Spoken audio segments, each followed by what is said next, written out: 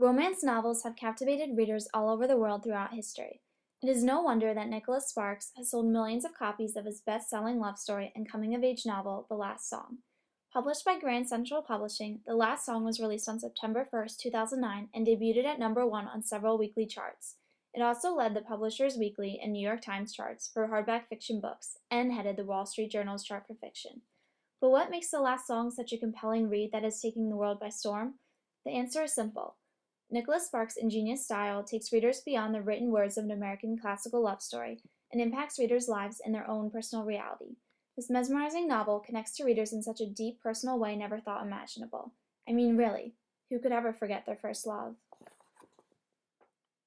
The Last Song is set in Wrightsville Beach, North Carolina, where Steve Miller has settled down for a quiet and peaceful life in a small beach town. His wife Kim ends their marriage, and his 17-year-old rebellious, party-loving daughter blames him for tearing their family apart. After about 3 years of ignoring letters, telephone calls, and yearly visits from her father, Ronnie is told that she would have to spend the summer at her dad's house with her 10-year-old brother, Jonah. Jonah immediately reconnects with Steve, while Ronnie, on the other hand, is hostile and miserable and refuses to even speak to Steve or play the piano, their shared passion since Ronnie was a little girl. One day, Ronnie runs into William Blakely, the local town heartthrob, when he spills soda all over her during a volleyball tournament. For Will, it's love at first sight, and he pursues Ronnie all summer. As things start to look good for Ronnie, trouble creeps up and finds her again. She is charged for shoplifting, being framed by one of her trouble-loving friends, Blaze. Ronnie's summer takes a twist off the deep end as she learns that the boy she loves will be heading off to college in Europe in only a few weeks, and her dad is sick with stomach cancer. Feeling like it's her responsibility to take care of Steve, Ronnie refuses to return home to New York City to live with her mom and spends the last few months of her dad's life reconnecting with him. It is only then, when she learns a horrible truth, that she blames Steve for all these years. Steve had not cheated on Kim. It was Kim that cheated on Steve and broke his heart. Instantly feeling guilty for ignoring her father's actions of reaching out to her for 3 years, Ronnie is determined to learn as much as she can about him and his life as she can. The Last Song explores the many ways that love, whether first love or love between parents and children, can break our hearts and heal them. Nicholas Sparks is one of the world's most beloved storytellers, with 15 novels to date published. He was born in Omaha, Nebraska on New Year's Eve 1965. Growing up, Sparks was very poor, but his childhood was that of a typical American child. He first got the idea of becoming an author from his mother when she got tired of him moping around the house and told him simply, "Write a book." It was only then, during his freshman year at college, that Sparks completed his first and second novels, The Passing and The Royal Murders. He wrote The Notebook over a 6-month period from June 1994 until January 1995. Finally receiving his big break, Warner Books bought the rights to The Notebook for a lofty $1 million.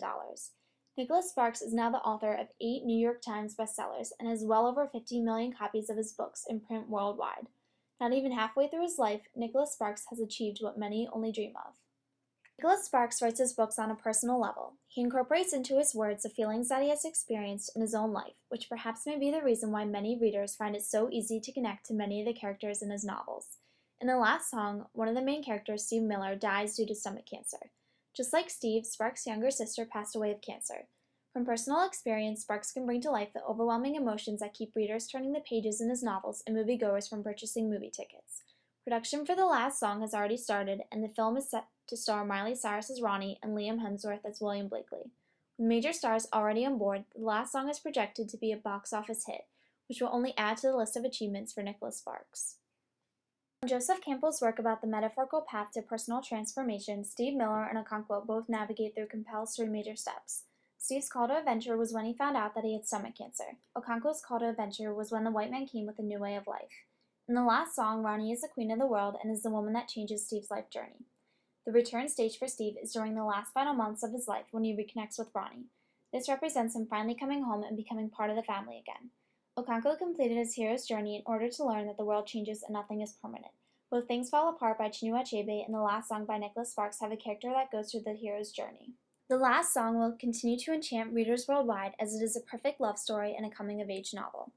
Nicholas Sparks' novels continue to fascinate readers all over the world, and he has readers addicted to the way that his novels can change their lives. This book is great for young adults and anyone who loves a classic romance novel. I would give it 9 out of 10 stars, for it is easily one of my favorite novels. Nicholas Sparks has me, along with millions of other readers worldwide, under the spell he casts with his amazing novels.